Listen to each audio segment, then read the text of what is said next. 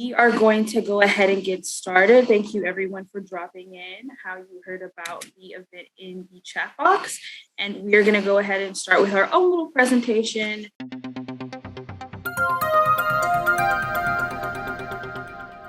Good morning and welcome to HGACBuy's virtual open house. We know you have some very busy schedules out there, but you're here with us. I'm your host, Joshua Cartier, and this is my lovely co-host, Nicolette Greenhouse. That's right, Josh. We're excited to share a little bit about HGACBuy and today's featured contracts with you. So let's get right into it. Sure thing. Why don't we start with a little bit of trivia? If you know what HGACBuy stands for, drop it in the chat box below. I'll give you a hint. While our offices are located in Houston, Texas, we are a nationwide property purchasing program that have been operating for over 45 years. That's right, Josh. As a contractor-funded program, we help thousands of local governments save millions of dollars by offering competitively bid contracts, all completely free. Going out to bid for our members not only saves them money, but a considerable amount of time. Aha, and time is money. That's why we make the joining process very simple. We have the interlocal contract form on our website, and we'll be dropping a link to that right now. We'll also be answering that trivia question for you guys. HGACBuy, helping governments across the country buy. That's what we do, and that's our name. Yes, it is, Josh. Another important fact about HGACBuy is that we take pride in partnering with others to make the cooperative purchasing process simpler and more beneficial. For instance, current members of Sacramento Area Council of Governments, Mid-America Regional Council, Baltimore Metropolitan Council, and the Municipal Association of South Carolina automatically become members of HGACBuy, and they do not have to complete the online ILC form. Additionally, all members of HGACBuy, regardless of how you join, can get the wonderful benefits of our collaboration with the National Cooperative Procurement Partners. Wonderful, Nicolette. Speaking of those benefits, let's not forget that HGACBuy keeps all of our solicitation documents available for our members at their request. In addition, unlike most other cooperative purchasing programs, we ensure the compliance of all of our orders. When it comes time to be audited, that could be a lifesaver. A lifesaver for sure, Josh. Well, that's all for us this morning. If you would like to learn more about HGACBuy or you would like to contact us, please download that contact card in the chat box below. And as Nicolette said, that's all we have today, guys. Let's turn it over to our vendors. All right. As the video Josh said, we're going to start with our vendors, and we're going to start with Mr. Richard Brown. If he's ready. Anyway, just really quickly, Rick Brown with Mac Haik Dodge Chrysler Jeep. We're located in Houston, Texas, on the North Freeway, I-45 North, just south of Beltway 8, up near the Intercontinental Airport. To start with, as many people know, there has been extreme changes in the automobile industry. And to just kind of hit the high points on that, we're seeing longer than normal lead times, can be as much as 6 months or more.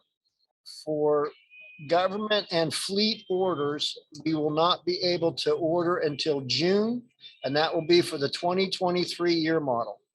Also, at this time, government fleet discounts have been either done away with or greatly reduced. And now the Chrysler Voyager is only a fleet order vehicle. So the government customers can order it, but it is restricted to fleet only. So this is changing everything.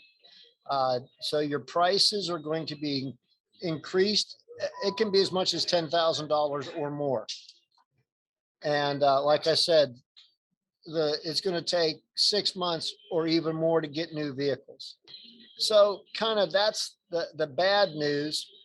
Kind of a synopsis of the Chrysler line would be Ram trucks. Again, the 1/2-ton pickup, the 3/4 ton and 1 ton pickup, the chassis cabs, the ProMaster van, and the ProMaster City.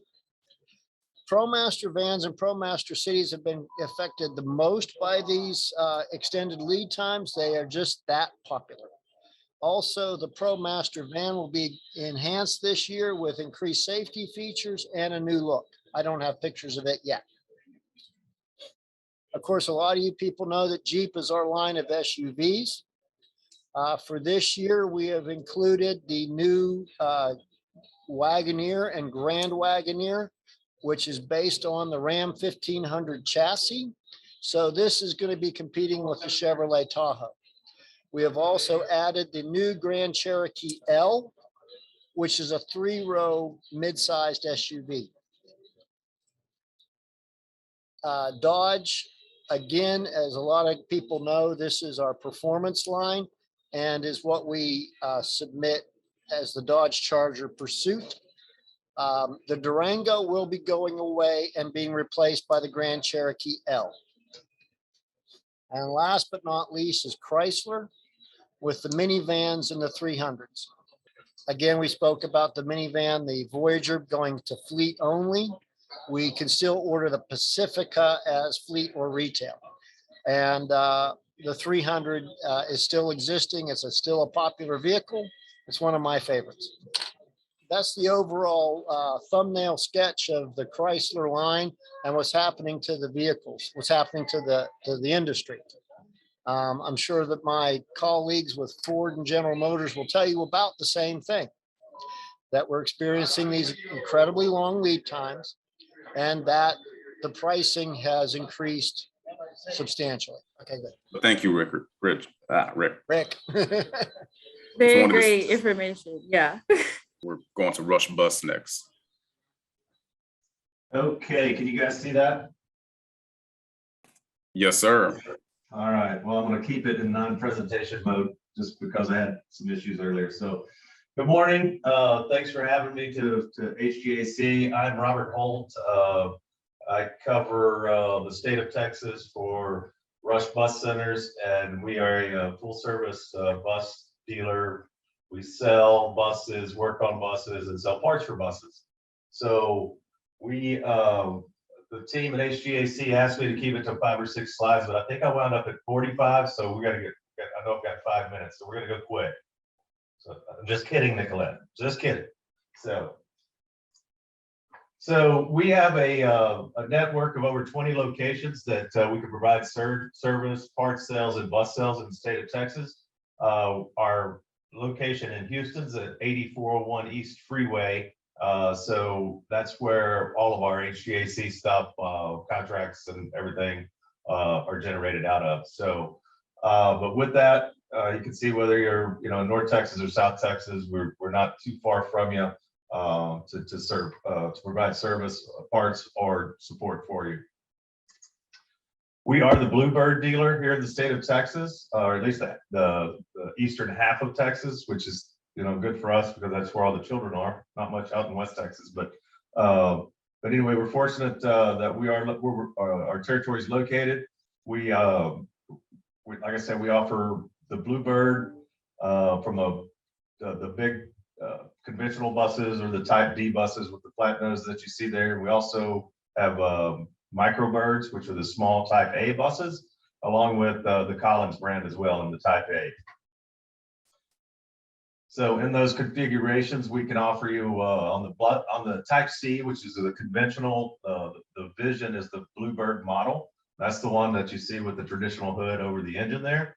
If you're not familiar, but anyway, we can offer that from 24 to 78 passengers, and the power plants available are gasoline, propane, electric, or diesel. So that's what we're currently offering in that. On the Type Ds, the All-American or the flat nose you see there, we offer 36 to 86 passengers, and that is available in electric and diesel as well. We have delivered 3 electric vehicles here in the state of Texas, and 1 out of the state recently through HGAC, by the way. So that product is doing real well out in the marketplace. The diesel's not for or the electric's not for everyone, but in some locations it's certainly getting more and more attention. And I think we've all heard the president's plan to electrify buses. So that is definitely a buzzword in our industry, which Fred could probably concur with on that. On the type A's, the small buses, we do represent Microbird, and they have available passenger capacity from 9 to 36 with gasoline, propane, and electric versions of those buses as well. And then on the type A Collins, which is very comparable with the Microbird, it's very similar, 9 to 34 passengers and gasoline only at this point. So that is the school bus side of our business. We also have teamed up with Microbird from a commercial standpoint. If you think of airport shuttles, hotels, anything you could think of that needs to shuttle people around from a commercial, not a school district per se. We have several options with the Microbird, and just to show you a couple of different applications. You see you've got a hotel shuttle there. Looks like a party bus for Harley Davidson, but really any configuration you need, whether you want flat seats or activity seats or one person per seat, you can really make these as nice or order them with the options you want. You can customize them to fit whatever needs you are that you might have. And again, I said started with the fact that our locations in Houston is 8401 East Freeway. Our sales manager there is Mike Martin. Here's his contact info and email. Our general manager is Troy Ottmer for the Houston location, and then of course my contact information down there as well. So with that really sums it up, and I'll just wait for questions at the end. Okay, excellent job, Robert. Thanks so much for that presentation. We're going to do a really quick testimonial video. My name is Deacon Tittle, the Fire Chief Emergency Management Coordinator with the City of Bel Air Fire Department. We currently have 21 paid staff firefighters, 6 volunteers, and about 8 part-time firefighters, along with 1 assistant chief who's also our fire marshal and a part-time fire inspector. HGAC has really made our life a whole lot easier when it comes to purchasing equipment and vehicles. And no matter what we've purchased, it's been great having that availability of going through HGAC. We get a better rate, better pricing, and again, the streamlining the process as far as saving time in the process is a key. Because like the medic unit, as you see behind me here, was a 11-month turnaround from the time we started our process until we took delivery. But there's a lot of benefit to the community in being able to get a piece of apparatus like this a lot sooner, so we can put it in service for the use of the community, because they're paying their taxes to the City of Bel Air, and we want to show them what they're paying for and be able to provide them with this medic unit in the event that they need it. I just, anybody that may not be affiliated or understand HGAC, I would recommend doing a little research and really having a true understanding and see what it's really about. And if you have the opportunity to use it, definitely take advantage of it. It's definitely a positive thing. All right, and now we're going to go on to our last vendor, and that will be Longhorn Bus Sales. Good morning. Sorry, everybody. I couldn't get off mute. Can everybody hear me now? Yes, sir. We can hear you. Good morning. I'm Fred Hoke. I'm with Longhorn Bus Sales. We are based out of Houston, Texas. We are the IC dealer for the state of Texas, as long as we also are a Collins dealer as well. We offer school buses, activity buses, MFAC buses, and we have parts and sales throughout the state. As I mentioned, we're out of Houston, Texas. We do have sales representatives throughout the state as well, which I'll cover as well. As I mentioned, we are a Collins and an IC dealer.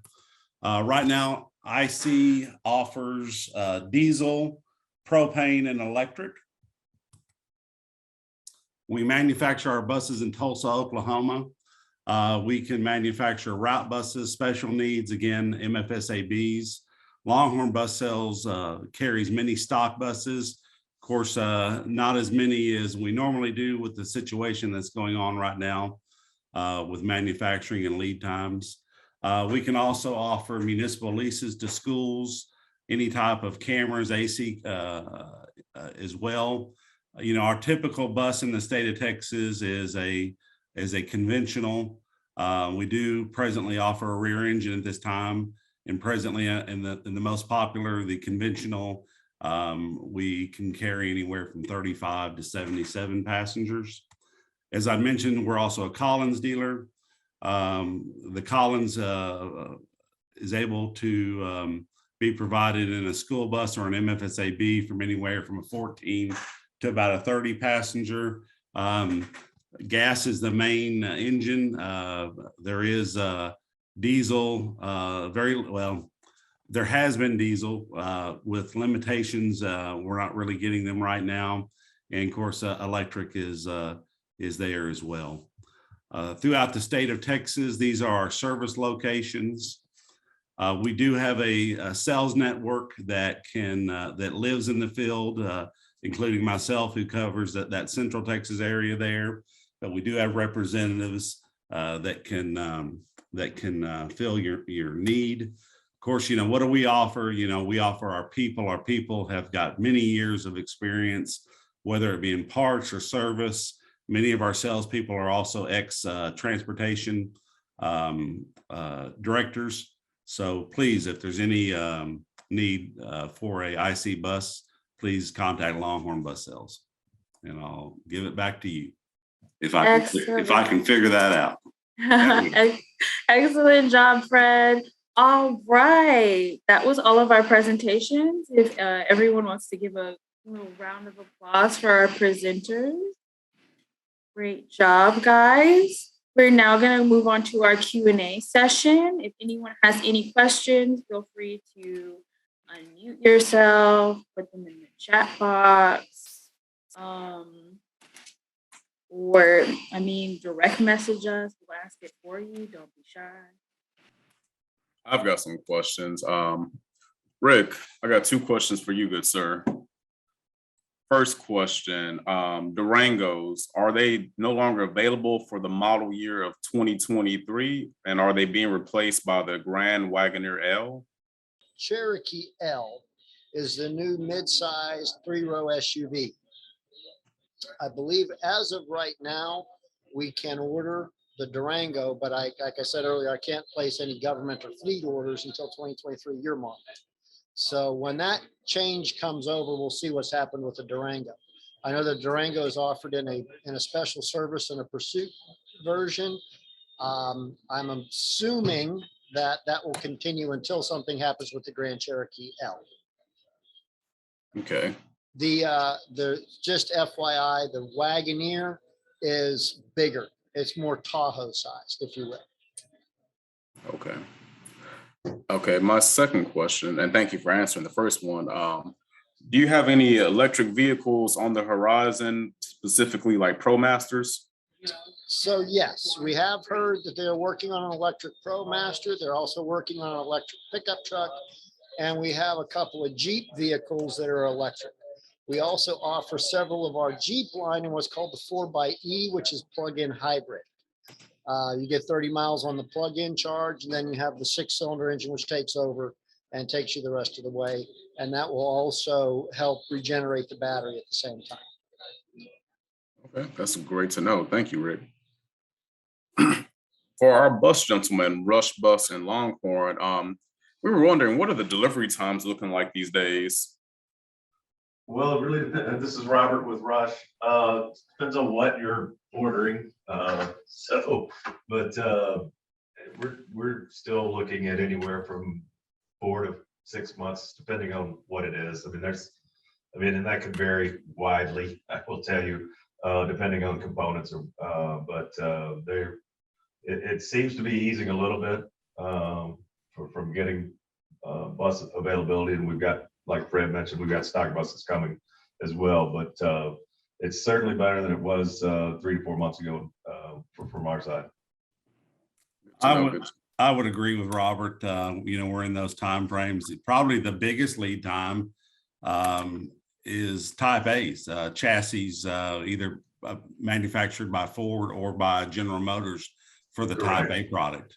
Sure. They have got a incredible lead time. And also one other bit of information, they are, as I think Mr. Brown had mentioned with his products, Ford and GM have not indicated what their discounts will be for government entities as well.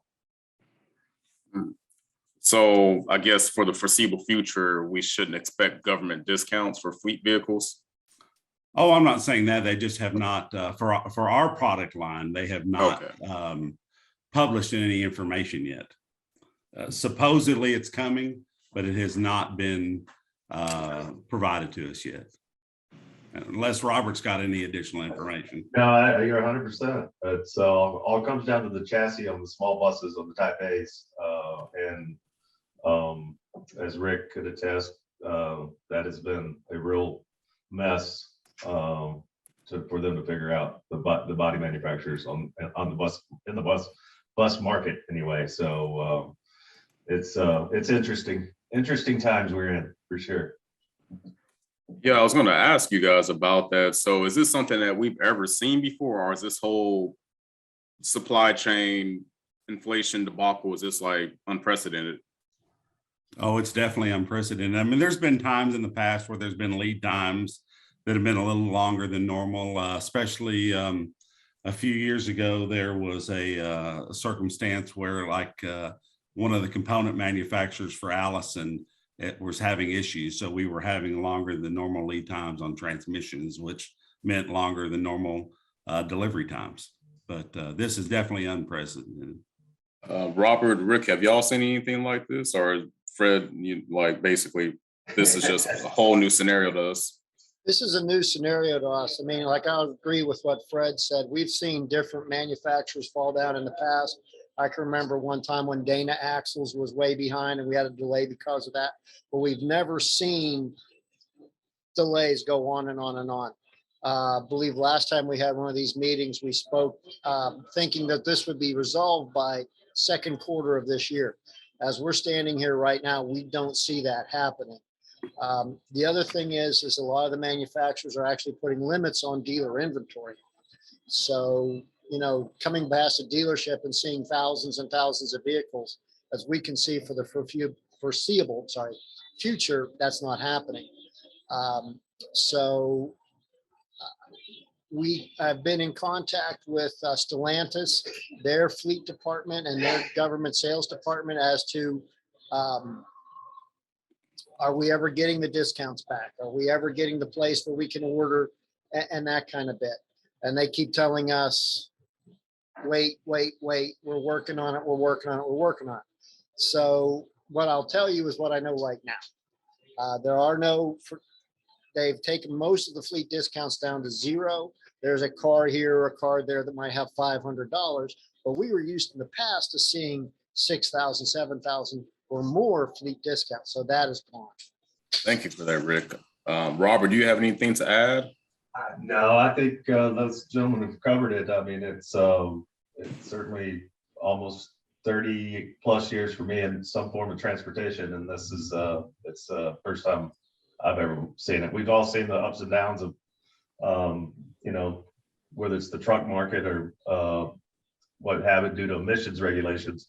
You'll sometimes get very extended lead times just because everybody does what's called a pre-buy. But this has every supplier, whether they're a tier 1, tier 2, or tier 3, it's across the supply chain. And this week's shortages may not be next week's shortages, but at the end of the day, all it does is push out lead times, is what we're seeing.